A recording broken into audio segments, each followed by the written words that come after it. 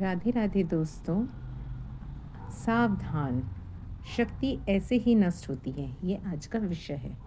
शक्ति का ह्रास कभी दौड़ धूप से होता है।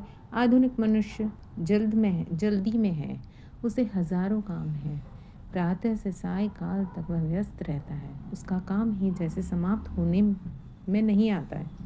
बड़े नगरों में तो दौड़ धूप इतनी बढ़ गई है कि दम मारने तक का अवकाश नहीं मिलता।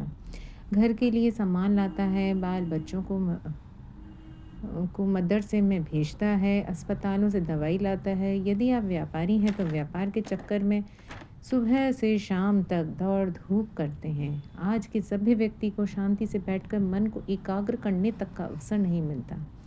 संसार के कोने कोने में अशांति और उद्विग्नता की चिल्लाहट सुनाई दे रही है। चित्त की चंचलता इतनी बढ़ती जा रही है कि हम शुद्ध एवं संवेदनशील बन रहे हैं। इस दौड़ धूप में एक क्षण भी शांति नहीं है। यदि हम इसी उद्विग्न और उत्तेजित अवस्था में चलते रहें तो मानव जीवन में कैसे आनंद, प्रतिष्ठा और शांति पा सकते हैं। हमारे चारों ओर वायुमंडल अब विशुद्ध है, जो आत्मा की उच्चतम शक्ति क्यों कर संपादन कर सकते हैं। जो व्यक्ति शक्ति संचय करना चाहते हैं उन्हें चाहिए कि अधिक दौड़ धूप से बचें। केवल अर्थ उत्पादन को ही जीवन का लक्ष्य न समझें। शांतिदायक विचारों में रमण करें। जिस साधक के हृदय में ब्रह्मनिष्ठा एवं संतोष है, उसकी मुखाकृति दिव्य आलोक से चमकती है। सीसी जो ब्रह्म विचार में लगता है, वह अपने आप को निर्बल प्रलोभन पाप से बचाता है। शक्ति के ह्रास का एक अन्य कारण है अधिक बोलना। जिस प्रकार व्यक्ति चलने से जीवन का क्षय होता है, उसी तरह अधिक बोलने, बातें बनाने, अधिक भाषण देने, बड़बड़ाने, गाली गलौज देने, चिढ़ कर काँव काँव करके लोग फेफड़ों को कमजोर बना डालते हैं। पुनः पुनः तेज आवाज़ निकालने से फेफड़ों का निर्बल हो जाना स्वाभाविक है।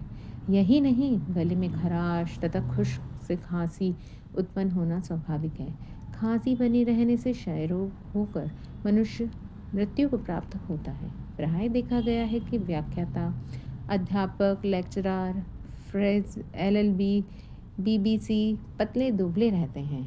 यह शक्ति के क्षय का प्रत्यक्ष लक्षण है।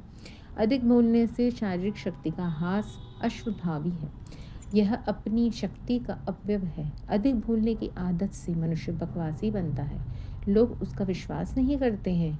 ढपोल चंग कहते हैं, वह प्राय दूसरों की भली बुरी खोटी आलोचना करता है, अनावश्यक बातें बनाता है, निंदा करता है, अपनी गंभीरता खो बैठता है। प्राय ऐसे करने वालों को आदर कम हो जाता है। शक्ति उसको अपव्यय से बचाने की इच्छा रखने वालों को चाहिए कि मितभाषी बने, मृदुभाषी बने, कम बोलें, किंतु जो कुछ बोले वह मनोहारी और दूसरों तथा अपने हृदय को प्रसन्न करने वाला हो, सार युक्त हो, शब्द योजना सुंदर हो, प्रेम तथा आनंद रेटना, आदर और स्नेह का परिचायक हो। शक्ति संचय के लिए मितभाषी बनिए। आध्यात्म, चिंतन, पठन, अध्ययन, मौन मितभाषी बनने के सुंदर उपाय हैं। राधे राधे दोस्तों। हरे कृष्णा कृष्ण कृष्ण हरे हरे, हरे राम राम राम।